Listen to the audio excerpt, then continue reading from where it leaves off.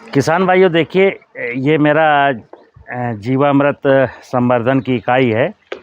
आप इस हमारी यूनिट को कई बार देख चुके होंगे, क्योंकि यहाँ खड़े होकर के मैंने बहुत सारी वीडियो बनाई हैं और कई राज्यों के लोग यहाँ ट्रेनिंग लेने भी आए हैं और 14 राज्यों के करीब करीब जो है 450 लोग यहाँ से हमारा जीवामृत का एक कल्चर ले भी गए हैं। तो आज इसमें मैंने चीनी डाली है 3-3 किलो हर ड्रम में और 3-3 किलो आटा डाला है। ये जो जीवामृत का ड्रम है ना मेरा, ये जीवामृत का ड्रम 13 साल पुराना है। मतलब 13 साल पहले मैंने, जैसे कि पहले भी बताया कि मैं एमपी और राजस्थान और उत्तराखंड के जंगलों से बैक्टीरिया लाया था। संपन्न जैव विविधता वाला फॉरेस्ट एरिया जो होता है, जिसको रिच बायोडाइवर्सिटी का फॉरेस्ट बोलते हैं। फॉरेस्ट हमारा जितना रिच होगा, हमको जीवाणु उतनी अच्छी प्रकार के, अच्छी क्वालिटी में और अच्छी प्रजातियों के अच्छी संख्या में मिलेंगे। तो ये मैं आज इसलिए बता रहा हूँ कि कई लोग कहते हैं कि इसमें क्या डालें, कितना डालें, कितने दिन ये रखा जा सकता है। तो ये ऑलवेज निरंतर इसको आप सालों 20 साल तक रख सकते हैं। शर्त एक ही है कि इसमें हर 15 दिन पर 3 किलो आटा और 3 किलो गुड़ या चीनी में से कोई भी एक चीज़ देते रहें, क्योंकि बैक्टीरिया का भोजन है। इससे निकाल करके अपनी फसलों में यूज भी करते रहें। खाली हो जाए तो पानी डाल दें, आटा डाल दें, चीनी डाल दें, तो ये निरंतर बना रहेगा। और इसकी सांद्रता जो है ना, वो बताती है कि इसमें बैक्टीरिया की कॉलोनी कितनी है। तो अगर ये जीवामृत हमारा सही बनता है तो ये मान लीजिएगा कि ये एक ड्रम जो 200 लीटर का है, ये 10 एकड़ ज़मीन के लिए पर्याप्त है। 200 लीटर जीवामृत 10 एकड़ ज़मीन। इसको हम रोज़ रोज़, जैसे अभी क्या है ट्रेंड, लोगों को बताते हैं कि जो जीवामृत का प्रचलन है, जो ज़्यादातर लोगों के दिमाग में बैठा है कि 10 लीटर गौमूत्र लेना है, 10 किलो गोबर लेना है, 1 किलो गुड़ लेना है, 1 किलो बेसन लेना है और 250 ग्राम, 300 ग्राम, 500 ग्राम बरगद के पेड़ के नीचे की मिट्टी लेनी है और उसके बाद 72 घंटे में तैयार हो जाता है। तो कल्पना करिए मित्र, ये जो 500 ग्राम बरगद के पेड़ के नीचे की मिट्टी लाए थे, पहले तो यही श्योर नहीं है कि बरगद का पेड़ कैसा था, वहाँ बायोमास था कि नहीं था, वहाँ माइक्रोब्स थे कि नहीं थे, कितनी संख्या में थे। और उसके बाद मैं इसको गुड्डे गुड़िया का खेल समझ करके समझता हूँ कि बस 72 घंटे में रेडी हो गया। तो 500 ग्राम मिट्टी में जो जीवाणु थे वो एक 200 लीटर के ड्रम में सैचुरेट होने के लिए ना तो 1 किलो गुड़ और 1 किलो बेसन पर्याप्त है और ना 3 दिन पर्याप्त है। मैं क्या बताता हूँ, अगर मिट्टी जंगल की अच्छी मिल गई तो भी इसको 2-2.5 महीना लगता है। और 2-2.5 महीने में मैंने बोला लगातार हम इसको फीडिंग देते रहेंगे, क्योंकि बैक्टीरिया को अगर फीडिंग नहीं मिलेगी तो वो कैसे ग्रोथ करेगा, कैसे मल्टीप्लाई करेगा। आटा जो है ना, आटा देखिए इनिशियली जैसे कहते हैं 72 घंटे में तैयार हो जाता है। ये जो आटा मैंने डाला, ये आटा अभी लुगदी के रूप में है, देखिए ढेले के रूप में। ये मैं इसको पीस करके मिलाने की कोशिश कर रहा हूँ कि ये टूट जाए। माइक्रोब्स नैनो पार्टिकल्स लेता है। ये जो आटा है माइक्रो पार्टिकल्स में पिसा हुआ है। ये आटा माइक्रोब्स बिल्कुल नहीं खाएगा। 15-20 दिन के बाद फिर इसकी फिजिक्स चेंज होगी जब आटे की, तब ये माइक्रोब्स के काम में आएगा। तो शुरुआत में अगर मैंने बेसन डाला है 1 किलो और 3 दिन के बाद यूज कर रहा हूँ, तो ये मान लीजिए गुड़ जो डाला था वो तो हमारे माइक्रोब्स के काम आया, बट आटा या बेसन जो डाला तो अभी काम ही नहीं आया। तो ये हमको 2.5-3 महीना रखना है। 2.5-3 महीने के बाद ये इसकी जो सांद्रता है वो बढ़ती है और ये कलर देखिए इसका कैसा होता है। ये जो है ना, ये देखिए इस कलर का। अलग अलग ड्रमों में कई किसान कहते हैं, देखिए जैसे इसमें एक कीड़े पड़ गए हैं, ये कीड़े, किसान कहते हैं साहब इसमें कीड़े पड़ गए हैं। तो कीड़े तो पड़ेंगे ही, जहाँ पर चीनी होगी या गुड़ होगा वहाँ फर्मेंटेशन की क्रिया होगी और ये कीड़े फार्म हो जाते हैं। तो इनको कोई डरने की बात नहीं है, ये कीड़े हैं, इसको कुछ भी दिक्कत नहीं है। इनको अगर आप देखने में बुरे लगते हो तो इनको छलनी से निकालिए और बाहर ऐसे फेंक दीजिए, और नहीं तो पड़े रहने दीजिए। जो मैंने कहा ये तो जीव हैं और जीवों का जीवांश जब ये मरेंगे तभी हमारी फसलों के काम आएगा। तो हम आज ये बताना ये चाह रहे हैं कि बहुत सारे मेरे मित्रों को ये डाउट रहता है कि साहब ये जीवामृत डालने से अकेले क्या खेती पॉसिबल है। अब मैं बताता हूँ। देखिए ये नीचे हमारे 13 साल पहले जब शुरू किया था तो यहाँ कोई पेड़ नहीं था, कोई भी पेड़ नहीं था। ये सब 9 साल पहले 8 साल पहले लगाए हुए मेरे पेड़ हैं। और ये बायोमास देखिए मैं ना जलाता हूँ ना फेंकता हूँ, यहीं पड़ा रहता है। इवन आप देखिएगा कि ये मेरा खेत है छोटा सा, ये पपीते लगे हुए हैं और इसके नीचे ये तरोई बोई हुई है और लौकी भी है। ये अब देखिए आप, ये लौकी अपना छैल रही है, वो तरोई छैल रही है और एक ग्रासेस खूब खड़ी हैं। एक वीडियो मैंने बनाई थी जिसमें मैंने कहा था कि ये घासों से दुश्मनी हमारी कभी नहीं होनी चाहिए। ये ग्रासेस हमको कुछ ना कुछ रिटर्न करके जाएंगे।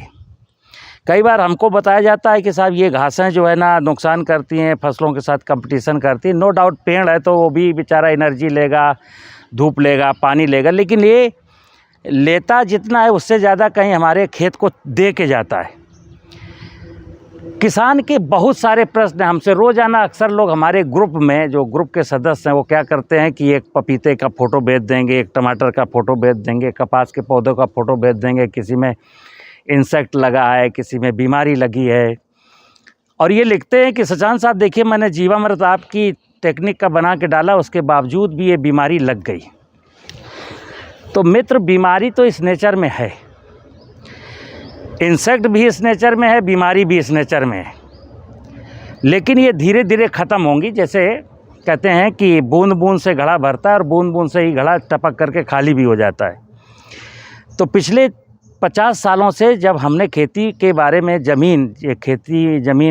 फसल उगाते हैं ज़मीन पर, ज़मीन के बारे में मेरा कोई विचार है नहीं। हम खेती शुरू करते हैं बीज से। अच्छा बीज कहाँ से मिलेगा, अच्छे उर्वरक कहाँ से मिलेंगे, अच्छे पेस्टिसाइड कहाँ से मिलेंगे, यही मेरी बर्बादी का कारण है। हम आज तक ये नहीं कोशिश करते हैं जानने की कि ये हमारी ज़मीन कैसे अच्छी होगी। क्योंकि ये ज़मीन अगर अच्छी है ना मित्र, तो ये जान लीजिएगा कि हमको कोई दिक्कत नहीं है। इस धरती माँ के बारे में क्लियर कट है कि ये जितनी मजबूत होगी, जितनी स्ट्रांग होगी, उतनी ही हमारी फसलें स्ट्रांग होंगी। आज की तारीख में हम फसलों की बीमारियों को लेकर चिंतित हैं कि साहब फसलों में मेरी ये बीमारियां हैं और इस बीमारी को नष्ट करने के लिए फफूंदनाशक है, फसल में एक कीड़ा लग गया, कीड़े को नष्ट करने के लिए कीटनाशी रसायन है। इंसान अपनी बीमारी की क्यों नहीं सोचता? सारे देश के वैज्ञानिकों के, सारे देश के किसानों को अपनी फसलों की बीमारी की तो चिंता है, लेकिन अपने शरीर की बीमारी की चिंता नहीं है। कोई भी मनुष्य इस समय स्वस्थ नहीं है। स्वस्थ क्यों नहीं है? स्वास्थ्य की जब बात आती है तो क्लियर कट है कि ज़मीन आधार है जीवन का। खेती का आधार ये ज़मीन है, भोजन पानी हवा का आधार ज़मीन है। ज़मीन के ऊपर नाना प्रकार के खड़े हुए पेड़ हमको ऑक्सीजन देते हैं। ज़मीन के नीचे कुआं खोद करके, बोरिंग करा के हम पानी पीते हैं। ज़मीन में उगाए गए फल सब्जी अनाज खाते हैं। और यदि ज़मीन बीमार है, मेरी माँ बीमार है, तो जाहिर सी बात है कि फिर हमारी फसलें बीमार होंगी, फिर फसलों में फफूंदनाशक डालेंगे, फिर फफूंदनाशक के अंश हमारे शरीर के अंदर जाएंगे और मैं बीमार हो जाऊंगा। फसलों ज़मीन ख़राब है और बायोडाइवर्सिटी ठीक नहीं है, तो फसलों में नाना प्रकार के कीड़े लगेंगे और फसल को कीट से बचाने के लिए हम इंसेक्टिसाइड डालेंगे। इंसेक्टिसाइड फिर उस फल में और सब्जी में और खाद्यान्न में उसके अंश रह जाएंगे और वो मैं खाऊंगा, मैं बीमार हो जाऊंगा। अल्टीमेटली देश का उत्पादन बढ़ गया, देश में हरित क्रांति आ गई, देश में बहुत सारी एग्रीकल्चर की टेक्नोलॉजी हैं, लेकिन उसके बावजूद कोई भी किसान देश का सुखी नहीं है। और ज़्यादातर किसान 80% किसान जिन्होंने बैंक से कर्जा लिया है वो कर्जा चुका पाने की स्थिति में नहीं है। कारण कि ज़मीन मेरी ख़राब है। मैं बार बार एक ही चीज़ कहता हूँ कि ये ज़मीन को ठीक करना किसान का पहला ड्यूटी है, जो हमारा कर्तव्य है। जैसे कहते हैं ना कि मनुष्य का धर्म, आज धर्म को लेकर के बहुत सारी लड़ाइयाँ हो रही हैं दो देशों के बीच में, हिंदू मुस्लिम राइट्स हो रहे हैं, और ईसाइयों का मुसलमानों से स्ट्रगल है और हिंदुओं का मुसलमानों से स्ट्रगल है, ऐसे चल रहे हैं झगड़े। फिर जातिगत आधार पर बहुत सारे झगड़े चल रहे हैं। तो ये हमारा जो धर्म है, हमारा धर्म मनुष्य का धर्म है, मनुष्यता को धारण करे। और जो असली धर्म है कि मनुष्य अपने कर्तव्यों का निर्वहन करे। जैसे देखिए लौकी का पेड़ है, लौकी जब भी परमात्मा ने ये वनस्पति बनाई होगी तब से आज तक इसका बीज बो दीजिए और अपना जैसी ज़मीन होगी ज़मीन के हिसाब से इसमें ग्रोथ होगी और ग्रोथ के हिसाब से वो उसमें फिर फल और फ्रूट आएंगे। अगर ज़मीन बीमार नहीं है तो इसमें बीमारी नहीं लगेंगी, और अगर खेत की बायोडाइवर्सिटी अच्छी है तो इसमें कीड़े नहीं लगेंगे, और लौकी अपना धर्म निभाएगी। गाय अपना धर्म निभाती है, 4 किलो भूसा 2 किलो दाना खा करके 2 किलो दूध देती है। भैंस अपना धर्म निभाती है, बकरी अपना धर्म निभाती है, मुर्गा अपना धर्म निभाता है। पेड़ अपने धर्म निभा रहे हैं कि हमको ऑक्सीजन दे रहे हैं, फल दे रहे हैं, लकड़ी दे रहे हैं, इमारती लकड़ी, जलाऊ लकड़ी, बहुत कुछ देते हैं। मनुष्य का धर्म अभी आइडेंटिफाइड नहीं कि मनुष्य का धर्म क्या है। मनुष्य के धर्म की जब बात आती है तो कहते हैं हम हिंदू धर्म के हैं, वो मुसलमान हैं, वो ईसाई हैं। ईसाइयों का काम है बाइबिल पढ़ना, मुसलमानों का धर्म है कि वो कुरान पढ़ें, हिंदुओं का धर्म है वो गीता रामायण पढ़ें।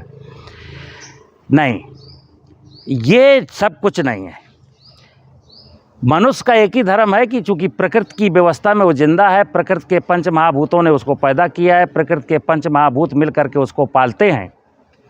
तो मनुष्य का धर्म है कि प्रकृति के पंच महाभूतों के प्रति वो उसका समर्पण कैसा है, और नाना प्रकार की जो 84 लाख योनियों के जीव जंतु हैं जिसकी वजह से हमको बहुत सारे उपहार मिलते हैं।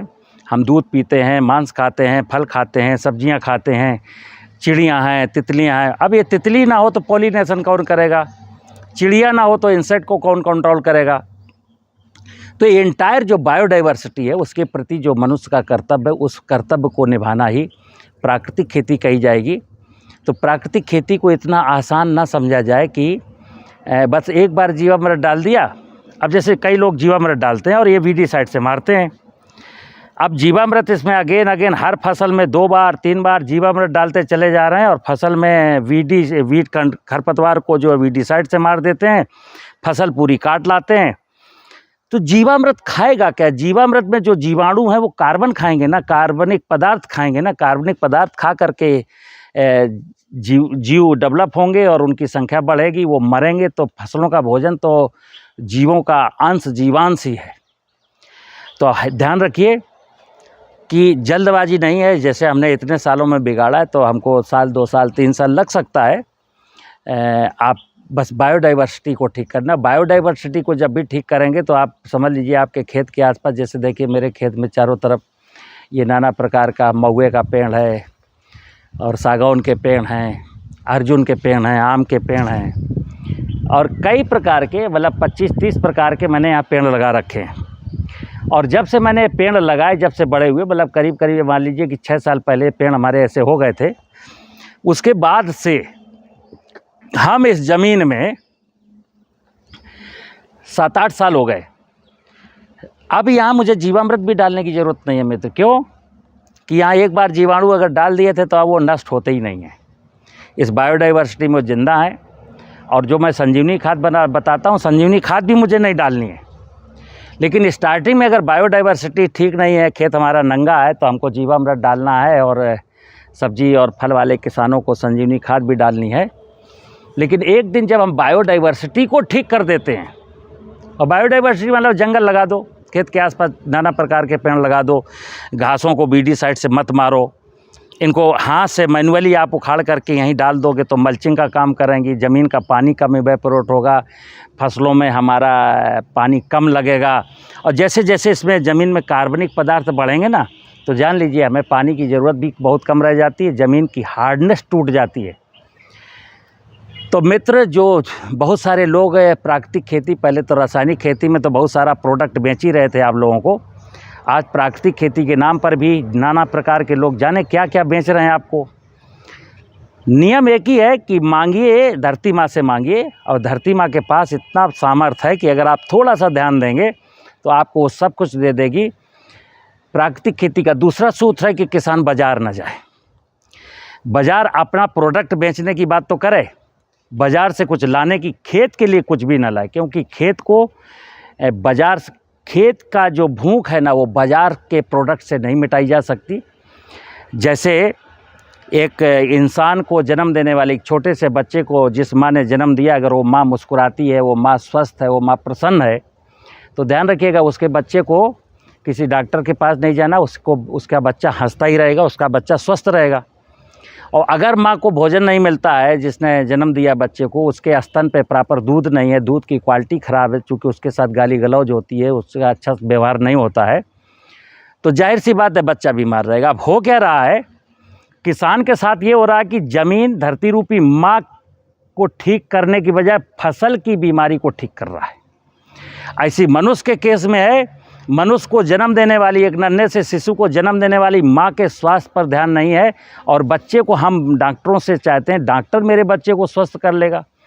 तो मित्र, ना इंसेक्टिसाइड, फंजीसाइड, बीडीसाइड आपकी फसल को बचा पाएंगे, और ना कोई चिकित्सक किसी मनुष्य को हेल्दी रख पाएगा। मनुष्य वही हेल्दी रहेगा जिसकी माँ हेल्दी रहेगी, और किसान वही सुखी रहेगा जिसकी धरती माँ प्रसन्न रहेगी।